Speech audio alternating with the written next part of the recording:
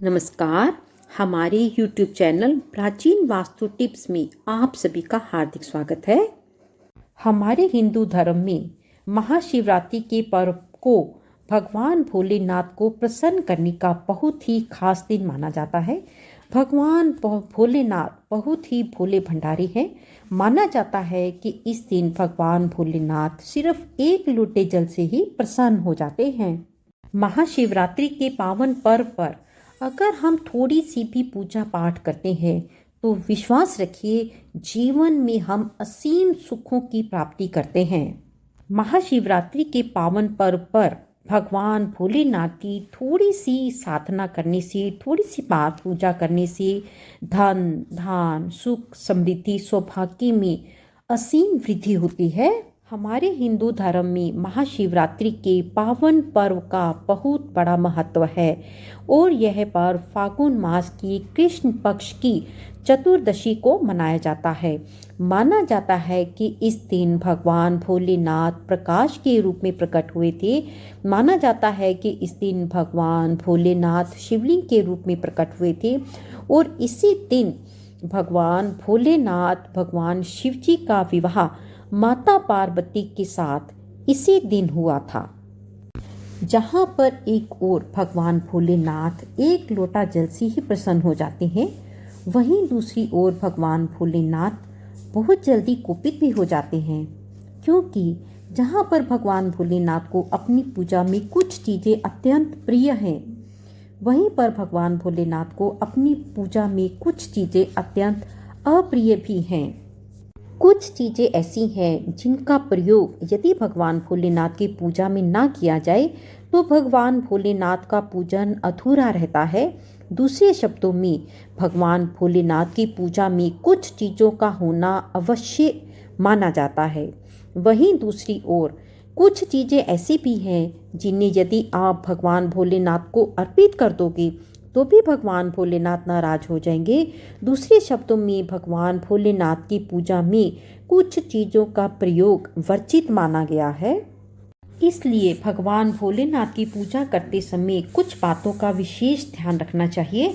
आज की इस वीडियो में हम आपको यही बताएंगे कि महाशिवरात्रि के पावन पर्व पर आप क्या करें और क्या ना करें जिससे भगवान भोलेनाथ की हम असीम कृपा को प्राप्त कर सके। कौन कौन सी ऐसी चीज़ें हैं, वस्तुएं हैं जो भगवान भोलेनाथ को प्रिय है, ये भी बताएंगे। और कौन कौन सी ऐसी वस्तुएं हैं जो भगवान भोलेनाथ को बिल्कुल भी प्रिय नहीं है, ये भी हम आपको एक एक करके आगे बताएंगे। कौन कौन सी ऐसी वस्तुएं हैं जिनका प्रयोग भगवान भोलेनाथ की पूजा में हमें जरूर करना है और कौन कौन सी ऐसी वस्तुएं हैं, चीज़ें हैं जिनका प्रयोग भगवान भोलेनाथ की पूजा में हमें बिल्कुल नहीं करना।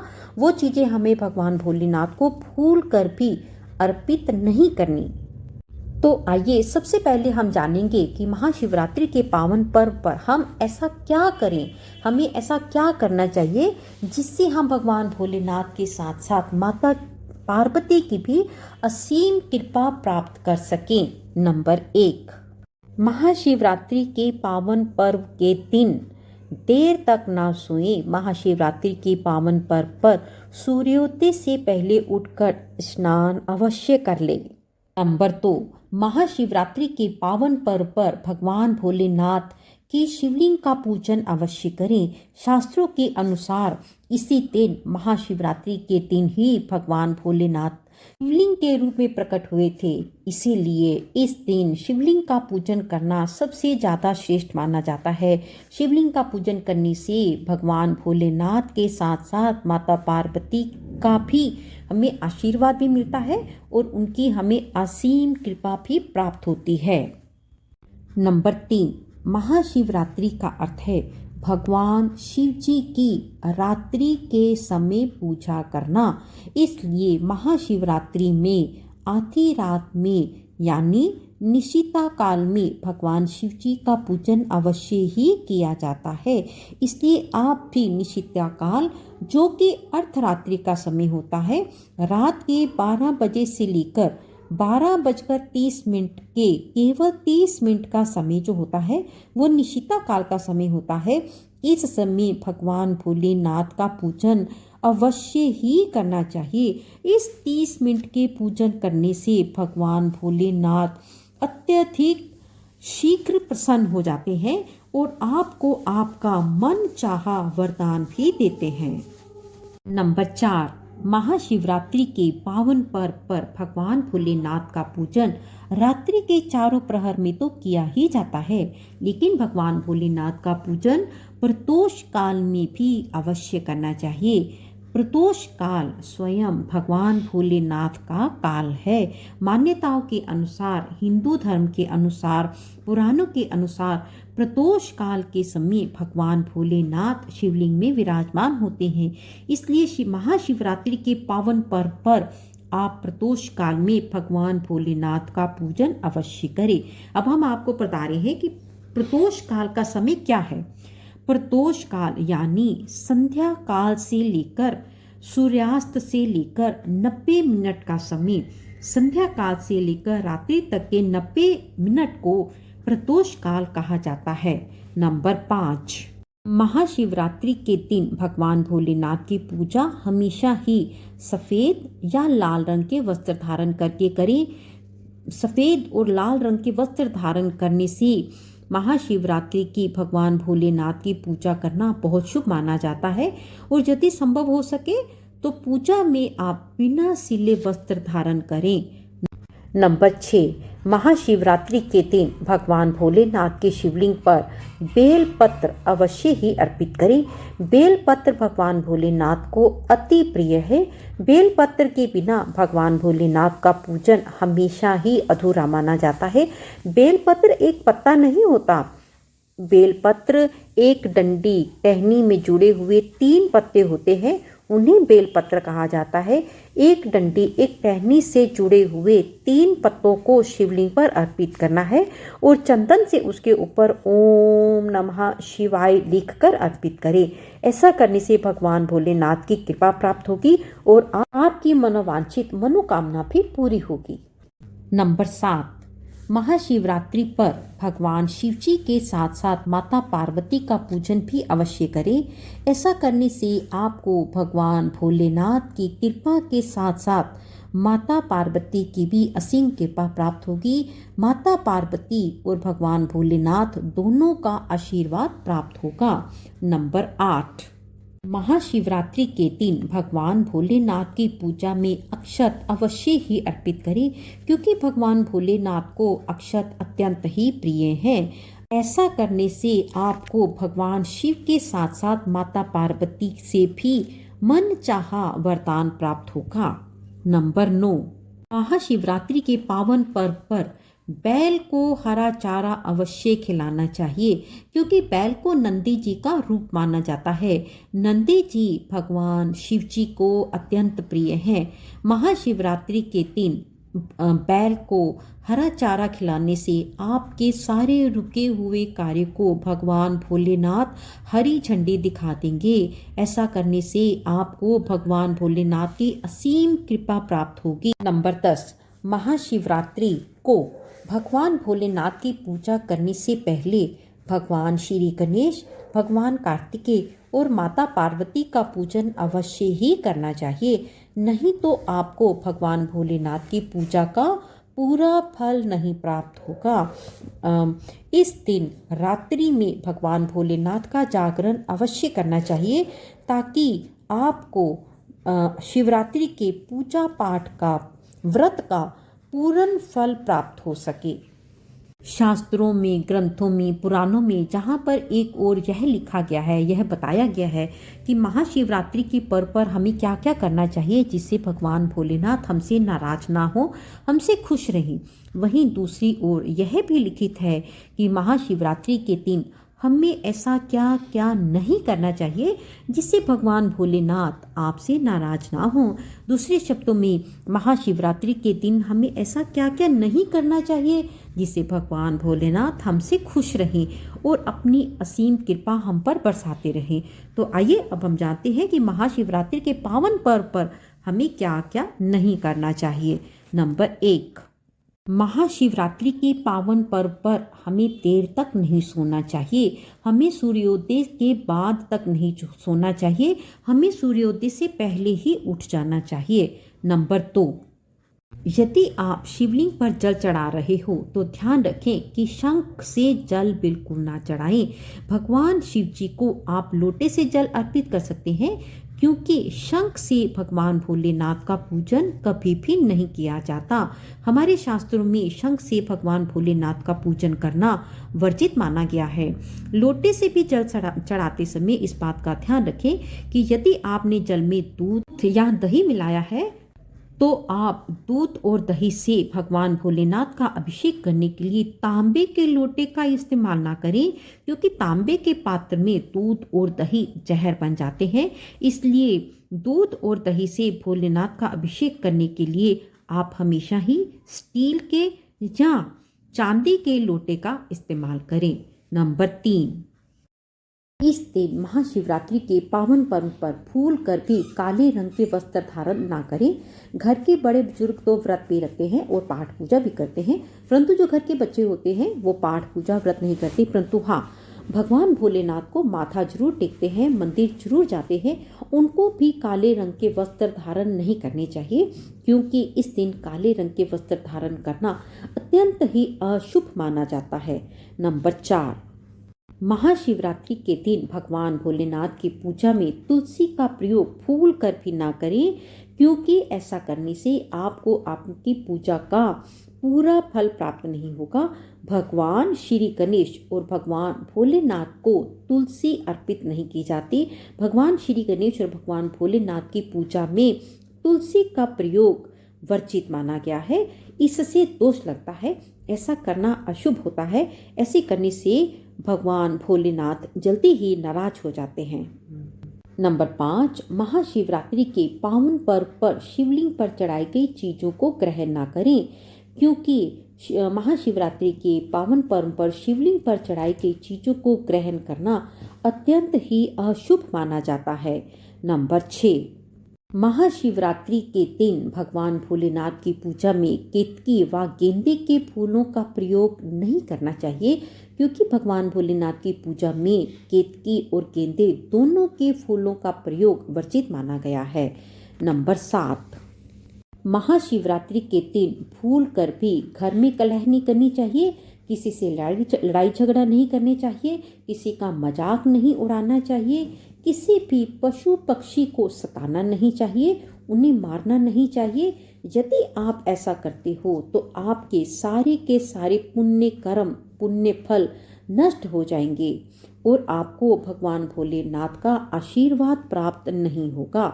नंबर 8, महाशिवरात्रि के दिन भगवान भोलेनाथ की पूजा में हल्दी और कुमकुम का प्रयोग बिल्कुल नहीं करना चाहिए, क्योंकि भगवान भोलेनाथ बैरागी हैं और हल्दी और कुमकुम शगुन के, शुभता के, खुशी के प्रतीक माने जाते हैं।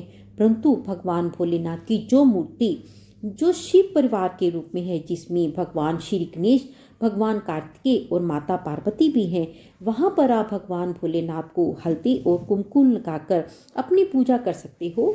परंतु भगवान भोलेनाथ का जो शिवलिंग का रूप है वो भगवान भोलेनाथ का बैरागी रूप है, वहाँ पर आप हल्दी और कुमकुम का प्रयोग नहीं कर सकते। ऐसा करना ग्रंथों में वर्जित बताया गया है। ऐसा करने से आपको भगवान भोलेनाथ के क्रोध का सामना करना पड़ेगा। नंबर 9, महाशिवरात्रि के दिन तामसिक भोजन, मांस, मदिरा, शराब आदि का सेवन भूलकर भी नहीं करना चाहिए। यदि आप ऐसा करते हो तो आपको भगवान भोलेनाथ और माता पार्वती दोनों के ही क्रोध का सामना करना पड़ेगा। नंबर 10, महाशिवरात्रि के दिन महिलाओं को और कन्याओं दोनों को ही भगवान भोलेनाथ के बैरागी रूप यानी कि शिवलिंग को स्पर्श नहीं करना चाहिए, परंतु महिलाएं और कन्याएं दोनों ही शिवलिंग का दूध, दही या जल से अभिषेक कर सकते हैं। आप लोग उन्हें बेलपत्र भी चढ़ा सकते हैं, पूजन भी कर सकते हो, व्रत भी कर सकते हो, परंतु शिवलिंग का स्पर्श नहीं कर सकते। इस बात का आपको विशेष ध्यान रखना है। साथ के साथ शिवलिंग की सदैव ही आधी परिक्रमा ही करी जाती है। महाशिवरात्रि के पावन पर्व पर भगवान भोलेनाथ और माँ पार्वती की कृपा प्राप्त करने के लिए इन सभी बातों का विशेष ध्यान रखें, जिससे आपकी पूजा का आपको पूरा फल प्राप्त हो सके और भगवान भोलेनाथ और माता पार्वती दोनों का ही आपको आशीर्वाद प्राप्त हो सके। इस वीडियो में हमने आपको ये बताया है कि महाशिवरात्रि के पावन पर्व पर आप भगवान भोलेनाथ की पूजा में आप क्या करें और क्या ना करें। अब हम आपको बताएंगे कि महाशिवरात्रि के पावन पर्व पर जो हम व्रत रखते हैं उसमें हम क्या खाएं और क्या ना खाएं, क्या चीज़ ग्रहण करें और क्या ना ग्रहण करें।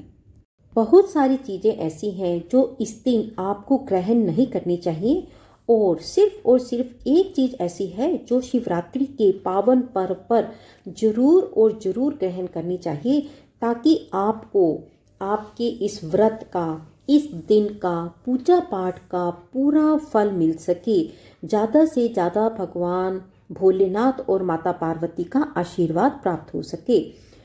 महाशिवरात्रि के दिन जो लोग व्रत रखते हैं, एक समय का उपवास रखते हैं, उन लोगों को सात्विक भोजन करना चाहिए, मांस मदिरा का सेवन नहीं करना चाहिए। यदि आप महाशिवरात्रि का व्रत रखते हो तो ध्यान रखें कि आपके शरीर में पानी की कमी ना हो। इसके लिए आप अनार, संतरे के जूस का सेवन कर सकते हो, परंतु याद रखना गन्ने का जूस मत पीना। महाशिवरात्रि के उपवास में पपीता, सेब, केला, संतरा आदि का सेवन कर सकते हो। आप फलाहार कर सकते हो। आप लोग आलू का सेवन भी कर सकते हो। आलू का हलवा बनाकर खा सकते हो, उबला हुआ आलू खा सकते हो, उबली हुई शक्करकंदी खा सकते हो, सिंगाड़े का आटा की रोटी बनाकर खा सकते हो, सिंगाड़े का हलवा खा सकते हो। परंतु भूल कर भी आपको अक्षत यानी चावल नहीं खाने, अनाज नहीं खाना, गेहूं के आटे की रोटी नहीं खानी। चावल आपको इसलिए नहीं खाने क्योंकि चावल हम भगवान भोलेनाथ की पूजा में उनको अर्पित करते हैं, और जो चीज़ भगवान भोलेनाथ को अर्पित कर देंगे उसका हम सेवन नहीं करेंगे। दूध और दही का सेवन भी कर सकते हो, मगर ध्यान रखें कि दूध और दही आप फीका ग्रहण ना करें। आप दूध में भी और दही में दोनों में चीनी मिलाकर इसका सेवन करें। अगर आपको शुगर है तो भी आप 2 दाने दही में या 2 दाने दूध में मिलाकर इसका सेवन करें। शिवरात्रि के पावन पर्व के व्रत में आपको मीठी चीज का सेवन करना है, नमकीन चीज का सेवन नहीं करना है।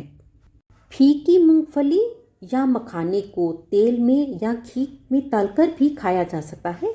ध्यान रखना मूंगफली हमारी फीकी होनी चाहिए, नमकीन या बेसन लगी हुई चटपटी मूंगफली नहीं होनी चाहिए। व्रत में आप मीठी चीज़ों का सेवन जरूर करें, जैसे गाजर का हलवा, लौकी की खीर, साबूदाने की खीर, साबूदाने की खिचड़ी। मगर ध्यान रखना आपको चावल की खीर नहीं खानी। चावल की खीर का सेवन इस व्रत में वर्जित माना जाता है। कुट्टू के आटे के भोजन का सेवन भी किया जा सकता है। व्रत में सफ़ेद नमक और काले नमक का प्रयोग बिल्कुल भी नहीं करना है। हाँ, यदि आपको नमक का प्रयोग करना है भोजन बनाने में या फलों के ऊपर डालने में, तो आप सेंधा नमक का प्रयोग कर सकते हो।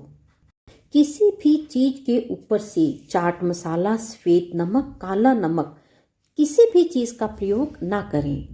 व्रत में अनाज का या अक्षत का प्रयोग बिल्कुल ना करें, इनका सेवन बिल्कुल ना करें। अनाज का, अक्षत का यानी चावलों का सेवन इस व्रत में करना वर्जित माना गया है।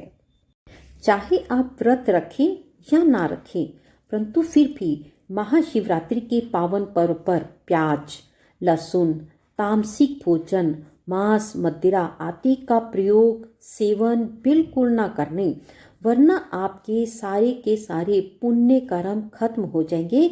आपको आपकी पाठ पूजा का बिल्कुल भी कोई फल नहीं मिलेगा। इन सभी बातों का आपको खास ध्यान रखना है। परंतु सिर्फ और सिर्फ 2 चीजें ऐसी हैं जो शिव जी को अर्पित भी की जाएंगी और उनका सेवन भी किया जाएगा। पहली चीज है पचभ्रम। आप शिवरात्रि के दिन भगवान भोलेनाथ को पचभ्रम जरूर अर्पित करें। साथ के साथ आप उसे प्रसाद के रूप में सेवन भी करें, ग्रहण भी कर सकते हैं।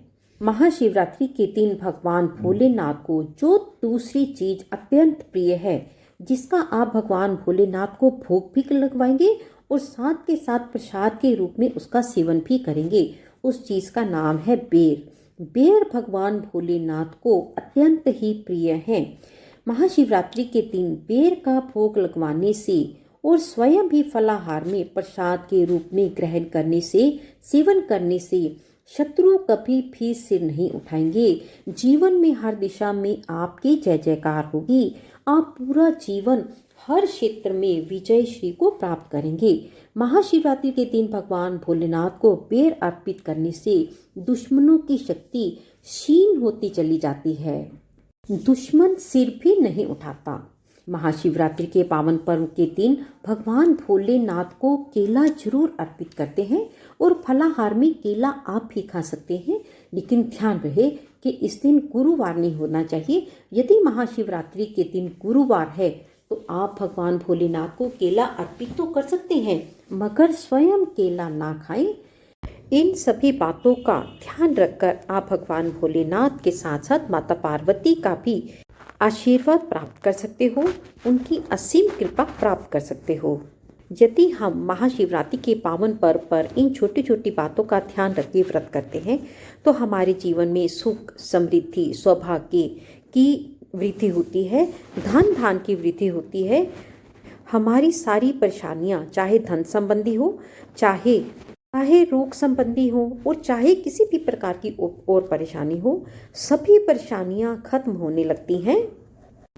आप सभी को महाशिवरात्रि के पावन पर्व की बहुत बहुत बधाई हो। यदि आप महादेव के सच्चे भक्त हो तो कमेंट बॉक्स में हर हर महादेव और ओम नमः शिवाय लिखना बिल्कुल भी मत भूलिएगा। जल्दी ही मिलेंगे कुछ और जानकारी के साथ।